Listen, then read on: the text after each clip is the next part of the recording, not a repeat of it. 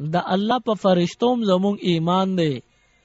دا یو سوال دی چې انسان سره څو فرشتې مقرر وي. نو مشهور خدا دی چې انسان سره هر وخت کې 2 فرشتې وي. خدا سے نه ده 2 فرشتې انسان سره نه وي، بلکې 60 فرشتې وي. 20 فرشتې هر وخت انسان سره وي. یو صحابي د حضور علیه السلام نه تپوس کړی دی، د الله محبوبه بنده سره په یو وخت 100 فرشتې وي. حضور علیہ السلام فرمائی 2 فرشتے کرامن کاتبین دی، خیوگی والا خ عمل لکی، گسیوگی والا بد عمل لکی. نو 2 فرشتے شوی دیتا کرامن کاتبین ویلی شي، او یو 2 فرشتے د انسان د حفاظت د پاره الله مقرر کړی دی. دی مخکې روان دی، نو یو فرشته د دنه مخکې دا، یو ته رستو دا. د باندې د رستو نه پیریان دیوان یا نور خراب اثرات سو اثرونه کی نقصان وته نه رسي. یو فرشته ته مخکې د نو د باندې د مخکې طرف نه څوک حمله نه کی. نو دا 2 فرشته الله نور مقرر کړي. نو ټوله سو شوي 4 فرشته شوي، 2 کرامن کاتبین او 2 یو مخکې یو رستو. نو دا 4 فرشته شوي.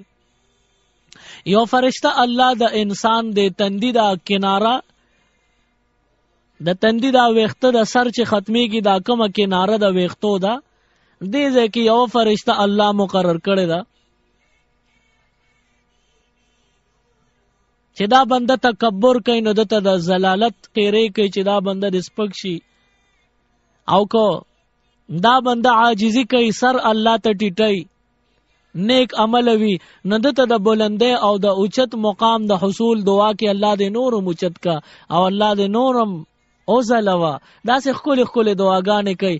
نو ټوله سو شوي 15 فرشتې شوي. یو فرشتہ د انسان په خله باندې مقرر ده. بنده چې ذکر فکر کوي، بیا په ذکرونو کې خاص کر درود شریف وای. نو حضور علیہ السلام فرمای دغه فرشتہ د خلین مال درود را رسي. د په خله باندې فرشتہ مقرر ده چې دې کله درود شریف وای یا ذکر فکر کوي، خپل خبره کوي، نه دغه خپل الفاظ حضور علیہ السلام فرمای ما تر رسي. او 2 فرشتې په خله باندې نور مقرر دي. د شپې چې دا بنده ودشي، دغه مخ کې یو فرشته چې په خله باندې مقرر په جبه چې دې څه اعمال وای، څه خبرې وای، څه درودونه وای، هغه ټول حضور ته دغه فرشته رسي. نو دا ټول شپږ شوي. 2 فرشتې ځان له پښوندو باندې مقرر دي. د شپې چې دی ودشي سملی، ممکن نه چې د خله واز شي په خوب کې دی بزان نه غافلی خبر بنوي، چته موزر شي د دخلې ته دنه لاړ نشي، د تب تکلیف ورسي. نو دا 2 فرشتې الله ځان له د حفاظت مقرر کړی دي. نو ټوله 8 فرشتې شوي. او یو 2 فرشتې الله پاک د انسان پسترګو باندې مقرر کړی دي. خزایونو ته په دې سترګو ګوري، دته دعا کوي، او بدو زایونو ته ګوري، نو دته خیره کوي. نو ټوله سوچ په 10 فرشتې شوي. بیا د سحر چې د پېشمنی ټیم ختم شي، اذانونه شروع شي، دغه ټیم کې 10 فرشتې راشي. دغه 10 فرشتې کوم چې بیان شوي راشي، او مازیګر د منځونو پورې د سړی هر وخت د په حفاظت کې لګیای.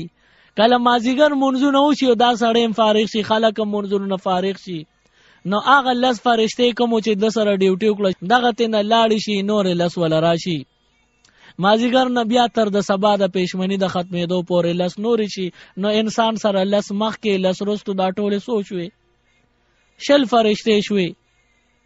کله چې انسان د خپل بدن صفائی کوي، د بدبوې نه ځان ساتي او خوشبو لګي، دغه 60 والا فرشتې د سره خوشاله وي، د سره نږدې نږدې ګرځي.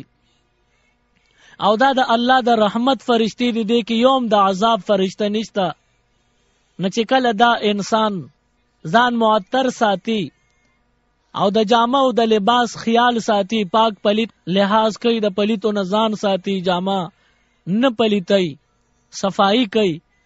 نه د انسان سره دا د الله د رحمت شل واړه فرشته بدن سره جوختی، او چا سره چې یو فرشتم جوخت شي د الله ټول رحمتونه پاغه نازل شي.